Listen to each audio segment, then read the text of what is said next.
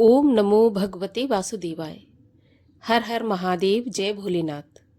स्वागत है आप सभी का हमारे चैनल पर। आज के इस वीडियो में हम आपको सुनाएंगे सावन मास के महात्म के 18वें अध्याय की कथा। सावन का महीना भगवान शिव को समर्पित बहुत ही श्रेष्ठ और पुण्यदायी महीना है। सावन के महीने में सावन मास के महात्म की कथाएं सुनने से भगवान भोलेनाथ प्रसन्न होते हैं, सभी प्रकार के मनोवांछित फल प्रदान करते हैं। वैसे तो सावन के महीने में भगवान शिव का विशेष पूजन अर्चन किया जाता है, परंतु किसी भी वजह से अगर हम विशेष पूजन अर्चन नहीं कर सकते तो कम से कम सावन मास के महात्म्य की कथाएं तो अवश्य ही सुननी चाहिए। और इसी श्रृंखला में आज हम आपको 18वें अध्याय की कथा सुनाने जा रहे हैं। कथा अगर आपको अच्छी लगे तो लाइक अवश्य कर दीजिए, क्योंकि आपके लाइक से हमें ये पता चलता है कि आपको हमारा वीडियो पसंद आया है।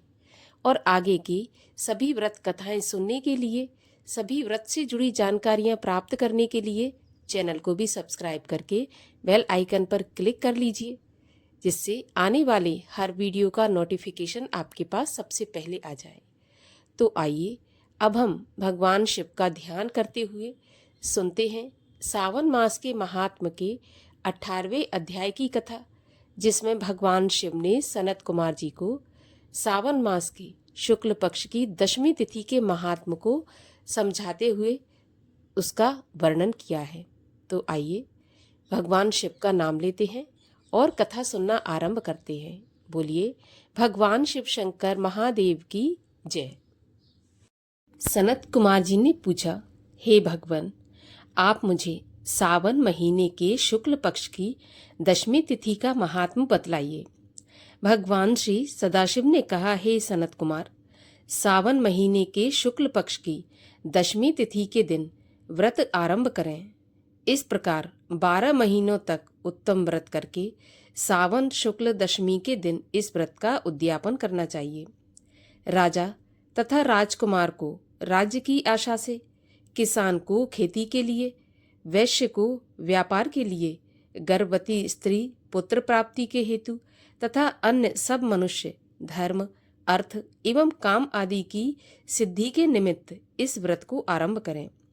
इन कामों तथा दूसरे कामों के लिए आशा दशमी का व्रत करना भी हितकर है। किसी को किसी प्रकार का भी दुख हो, वह उस दुख को दूर करने के लिए सावन शुक्ल पक्ष की 10वीं की रात को स्नान करके व्रत का शुभ आरंभ करे। रात को 10 दिशाओं को फूल, पल्लव, चंदन या जौ के आटे द्वारा अपने घर के आंगन को अंकित करके वाहन सहित स्त्री चिन्ह द्वारा चिन्हित करके घी से तैयार किया हुआ नैवेद्य देना तथा अलग अलग दीपक लगाना चाहिए। उसके बाद ऋतु फलों को देकर अपना उद्देश्य निवेदन करना चाहिए कि मेरी आशा शोभनी हो तथा मेरे मनोरथ सदैव सिद्ध हों। आपके प्रसाद से मेरा निरंतर कल्याण हो। इस प्रकार विधि पूर्वक पूजा करके ब्राह्मणों को दक्षिणा देनी चाहिए। प्रत्येक महीने या निरंतर व्रत करना चाहिए। हे तात, 1 वर्ष तक व्रत करके उद्यापन करना चाहिए। सोने, चांदी या आटे की दिशा 10 दिशा रूप देवताओं की प्रतिमा बनवाकर अपने सगे संबंधियों के साथ स्नान आदि करके वस्त्र आभूषण से अलंकृत हो अपने घर के आंगन में मन से दिशाओं का क्रमशः आवाहन, स्थापन तथा पूजा करनी चाहिए।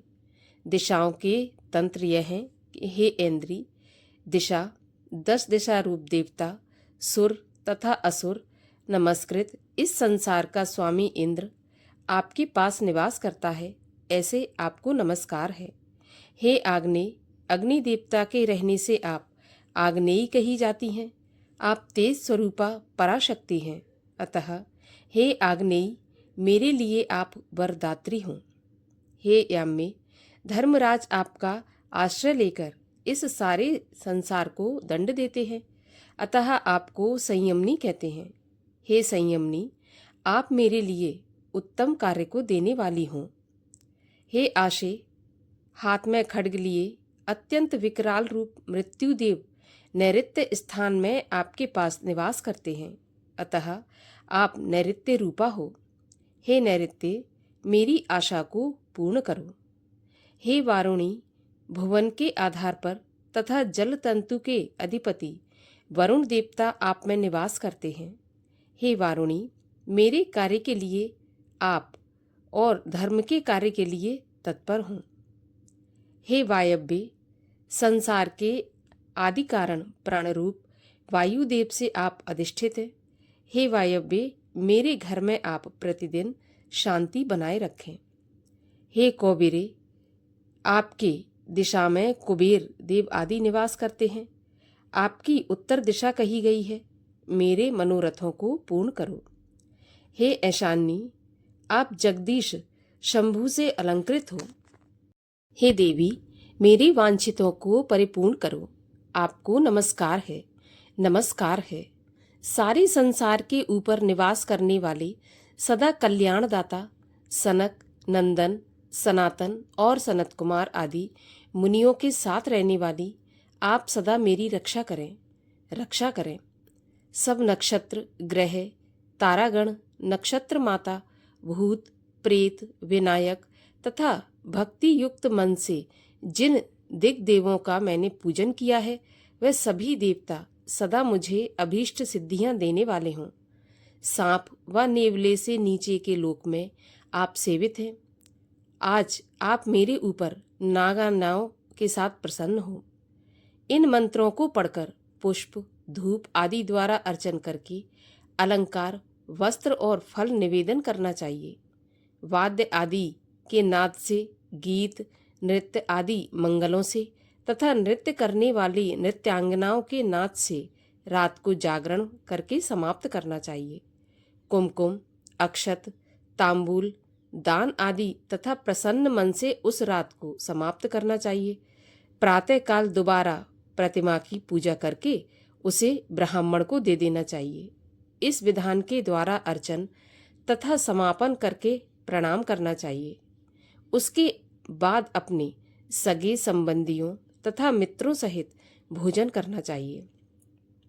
हे सनत कुमार, इस प्रकार आदर से जो दशमी का व्रत करता है वह अपनी इच्छाओं की पूर्ति कर लेता है। यह सनातन व्रत विशेष रूप से स्त्रियों द्वारा करने का है, क्योंकि संसार में स्त्री श्रद्धा तथा नाना इच्छाओं से युक्त रहती है। हे मुनि श्रेष्ठ, ये व्रत धन, यश, आयुष्य तथा सब इच्छाओं का फल देने वाला है। हे तात, मैंने तुम्हें इस व्रत के संबंध में बताया है। तीनों लोकों में इस व्रत के बराबर दूसरा कोई और व्रत नहीं है। इस व्रत को रखने वाला स्वेच्छा अनुसार सब प्राप्त कर लेता है। जो मनुष्य दशमी के दिन दिशाओं की पूजा करते हैं, उनके मन की सब इच्छाओं को दिशा देवता फलीभूत करते हैं। हे सनत कुमार, इसमें विशेष कथन से क्या लाभ? यह व्रत मोक्ष फल देने वाला है। इसमें सोच विचार नहीं करना चाहिए। बस इतना कहना ही पर्याप्त है कि इस व्रत के तुल्य न कोई व्रत आज तक हुआ है और न आगे होगा। इस प्रकार सनत कुमार जी को भगवान शिव ने सावन मास के शुक्ल पक्ष की दशमी तिथि के महात्म को समझाया।